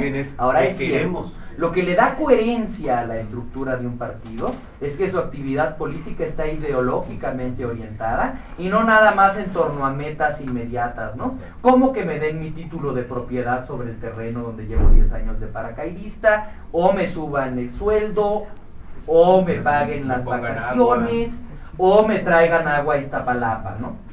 O sea, no es que esa reivindicación no sea válida, es que para que esa reivindicación tenga carácter de lucha política, tiene que estar ideológicamente orientada. Muy bien. El matiz en cuestión de movimientos sociales, no sé si percibí de pronto así como que está bien estas distinciones de movimiento y partido, pero creo que tampoco les podemos negar cierta capacidad en términos de transformación histórica, es decir, no nos explicamos la trayectoria de la izquierda mexicana sin el movimiento del 68. Perdón, termino con esto, ¿no? Porque sí es cierto, de pronto puede ser el número, bueno, 68, si lo acotamos al término de espacio-tiempo, parece ser que concluye el 2 de octubre. Pero al final de cuentas, todo lo que sucedió en términos de apertura del sistema político mexicano se le debe al movimiento de 68. Y yo creo que en términos de esto, estas pequeñas luchas sociales generan procesos de democratización, no en términos partidarios, pero sí en términos de práctica ciudadana. Porque yo creo que estamos pensando excesivamente en términos ciudadanos a lo electoral. Y por eso decía yo, ahí como que no estoy muy de acuerdo. Pongo un caso, y con eso cierro mi comentario. Después de 132, sí efectivamente desaparece, incluso vamos a Antolini, se me olvidó su apellido hoy de Televisa. Antolini, cooptado. Pero al mismo tiempo vemos la emergencia de medios alternos en redes sociales. Y muchos de esos medios alternos en redes sociales que están impulsando luchas por la democratización de la información tienen que ver con chavos que estuvieron en ciertos centros. Y luego porque los conozco. Yo creo que aquí hay que matizar, estoy de acuerdo en lo que dices, ¿no? Son lógicas completamente distintas, pero no estaría muy de acuerdo en descalificarlos totalmente y que no den aportaciones en términos de un proceso de reivindicación de derechos humanos. No, completamente de acuerdo, ¿no? Yo de ninguna manera quise descalificar los movimientos sociales, los han habido muy importantes, el estudiantil, el feminista, incluso el ecologista ahí donde existe, ¿no? Por esto en México no es el Partido Verde. ¿Sí? O sea, los movimientos sociales son muy importantes y pueden tener repercusiones de largo plazo, solo que como entidades tienen una vida más bien efímera. Pensemos en el 68. El 68 efectivamente llevó a una ampliación de la ciudadanía. En efecto, la ciudadanía no se restringe a derechos electorales, sino al ejercicio de derechos políticos plenos. ¿Sí? O sea, de hecho, ya insistimos mucho en el carácter más bien de simulación que tiene la democracia electoral representativa burguesa, ¿no? El asunto con los movimientos es que se desdibujan.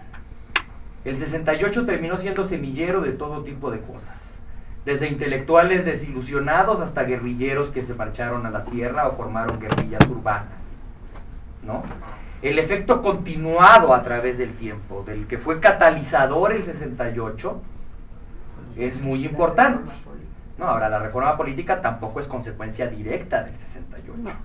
sino con frecuencia de los grupos que llevaron después una lucha de carácter armado, etc. Otra cosa que se le olvida mucho a la gente es que en la reforma política fue muy importante también la irrupción del empresariado en la arena política. Sí, claro. Hay que acordarse de cómo el empresariado aborreció a Echeverría y a López Portillo, ¿no? Entonces ahí surgieron la izquierda y la derecha, las dos presionaron por la reforma política. Y en una óptica amplia, esta parece haber sido hecha mucho más a la medida de la derecha que de la izquierda, ¿no? Los movimientos son muy importantes, por supuesto que sí, y son muy buenos, solo que esos rasgos los distinguen de los partidos. ¿Faltaba alguien más? Eduardo. Doctor Nodelman, tengo un comentario. Maestro, nada más, es que me da pena que me llame de posgrado. Tengo un comentario y dos preguntas. Un comentario en relación y vinculado a lo que estaba diciendo el compañero. Sí, tiene muchísima importancia porque fue un movimiento social que transformó en gran parte del país, aunque reducido porque se centralizó en la Ciudad de México y prácticamente en muchos otros lugares no existió.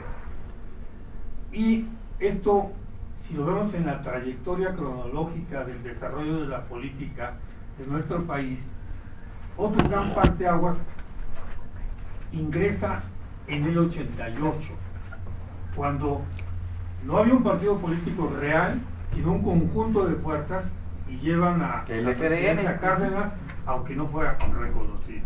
Ese es mi comentario. Y ahora tengo dos preguntas. En ese contexto de movimiento y de partido, ¿cuál es su opinión sobre, pues dije dos preguntas. La primera es, ¿cuál es su opinión sobre las comunidades que optan por la autogestión, como la comunidad michoacana, que también se estructuran y tienen su propio desarrollo y sus propias metas? En esto entra también el movimiento zapatista que mencionaba el compañero, que yo les concedo valor, pero a nivel local, porque esa es mi respuesta también. Y por otro lado, la última pregunta, ¿y los cubanos? Muy bien.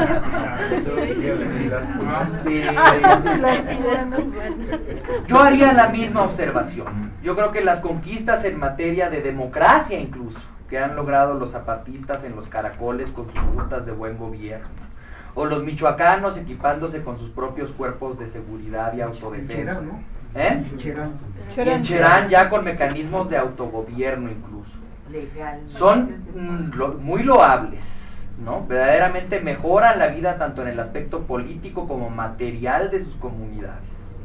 Eso es muy valioso. El problema es que no es un modelo que se pueda extrapolar al ámbito nacional. O sea, ya me quiero imaginar yo cómo funcionarían aparatos de gobierno como los de Cherán en esta ciudad de 25 millones de habitantes, ¿no? Es de alguna manera el motivo por el que la democracia, como se había definido en la antigüedad, se consideraba ya imposible de definir. En Cherán, en una comunidad indígena de Chiapas, es posible que todos intervengan directamente en una asamblea, ¿sí? Y encuentren solución para los problemas inmediatos y de largo plazo de la comunidad, ¿sí? Pero en un estado-nación con miles de kilómetros cuadrados y millones de habitantes, esos modelos no se pueden implementar. Tal vez de forma piramidal, ¿no? Y ahí entra más o menos lo de Cuba. En Cuba hay elecciones, pero todos los candidatos son del Partido Comunista Cubano.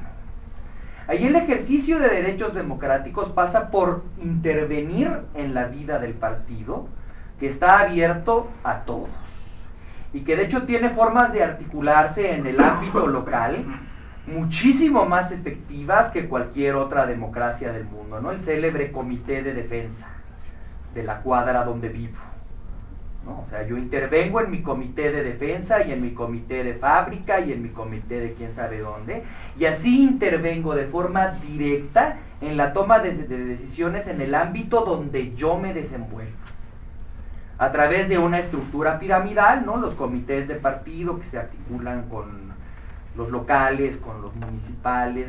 No hay estados porque Cuba es una república unitaria, todos representados en el único congreso, ¿no?, que es la Asamblea Popular, un sistema unicameral, ¿no? Entonces yo creo que es otra forma de realizar la democracia, mucho más directa, mucho más orgánica, ¿no? Porque el ejercicio de derechos políticos es diario, en mi comité de cuadra, en mi comité de fábrica, en mi comité estudiantil, en lugar de una vez cada 6 años ir a votar, ¿no? Entonces a mí no me parece ninguna carencia que los cubanos no tengan elecciones pluripartidistas como nosotros. Yo siempre ¿no? he considerado que esa democracia es más sana. Es más democracia. Más sana que la democracia representativa. Y hay otra cosa más que yo pienso. Yo creo que el verdadero ejercicio de derechos ciudadanos, o sea, la verdadera democracia, solo es posible ahí donde existe cierta igualdad, ¿sí? Igualdad en la riqueza, por supuesto, pero también igualdad en el conocimiento. La información es poder. La gente ignorante se puede manipular, ¿no? Como López Obrador ha advertido 20 veces, ¿no? El campesino muy pobre pues vende su voto, porque pues o vende su voto o no come, ¿no? No tiene el conocimiento, no tiene la información para reconocer que en el largo plazo le conviene prescindir de lo que le están ofreciendo por ese voto vendido y tener un poder que redistribuya la riqueza de otra manera, que venderle su voto a alguien que va a perpetuar esa situación, ¿no? Entonces las desigualdades en materia de educación y de información tampoco permiten la democracia. Y Cuba hasta hoy es la sociedad más igualitaria de América Latina, la única donde el 100% de la población está alfabetizada, donde el 100% de la población tiene servicios médicos de calidad garantizados gratuitos. Pues cómprale su voto a un cubano, eso no se puede. Entonces es una democracia más sana por los 4 costados, no nada más por materia organizativa, ¿no? Eso pienso yo de Cuba. Hay otros que me preguntan, sí, pero pues llevan 2 hermanos allí 50 años en el poder. A mí eso me parece secundario a todo esto que acabo de decir, pero pues a muchos les parecerá más espinoso. En todo caso sería más significativo pensar que si no han tenido un desarrollo material como tal, tanto porque se les ha impedido a raíz del bloqueo como del embargo, sí. Se colapsó la economía cubana, si no es que la rescata Chávez, no estaría a flote como está ahorita. Pero eso también para ellos no fue un limitante, como el caso de México, de pues no tengo desarrollo, no me llegan más que las noticias de los medios de comunicación, no tengo acceso a internet, no tengo agua, no tengo los servicios básicos, entonces soy muy vulnerable a que venga un truán, compre mi voto y se lo lleve, pero allá no fue impedimento, no, que tengo entendido. O sea, bueno, sí, el desarrollo material cubano, pues sí deja que desear, ¿no? Es una vida frugal, es una vida más o menos austera. Ahora, lo increíble es cuánto han podido hacer con tan poco. Ahora imaginemos un país como México, con una economía mucho más diversificada. O sea, también tenemos poco en comparación con un país económicamente desarrollado, pero respecto de Cuba. O Venezuela. Era un país monoproductor. Venezuela por lo menos tiene petróleo en ese sentido. Pero todo importa en Venezuela. Pero casi aquí todo al menos se produce. Aquí hay incluso cierta manufactura de bienes de consumo. Sí. No los de mejor calidad ni los más baratos, pero mejores que los cubanos. Bueno, pasamos a la segunda parte de la... ¿Alguna otra duda, perdón? ¿Alguna otra intervención general? ¿O ya pasamos al...? Yo nada más un comentario sí. Con respecto a lo de Cuba. Es muy simplista los medios de comunicación que dominan en el país esta cuestión de que es una dictadura Cuba porque se han mantenido en el poder Castro y su hermano. Pero si estudiamos a fondo, pues aquí tenemos una dictadura de políticos que a través de sus hermanos, sus amigos y todo, se han mantenido en el poder. Sí. Y ese carácter dinástico de la política existe en todas partes. O sea, muy probablemente el candidato a la presidencia del Partido Republicano sea Jeb Bush. Sí. Su hermano menor ya fue presidente y su papá también. Bueno, los Kennedy, ¿no? Los Kennedy, los muraron. O sea, republicanos o demócratas. Pero está muy bajo. Digo, en Cuba pues, han sido los hermanos Castro. Yo no sé eso qué tan deseable es, a lo mejor podría haber habido una mayor alternancia en ese cargo. Yo creo que la democracia ahí tiene otro significado. Oye, disculpa, ¿cuál sería la respuesta al tema de la ubicación de Morena dentro del espectro político nacional? Al final no hay tiempo que alcance, ¿no? Yo pensaba que iba a poder echarme esto en 45 minutos y que íbamos a contextualizar Morena en materia de teoría política, ¿no?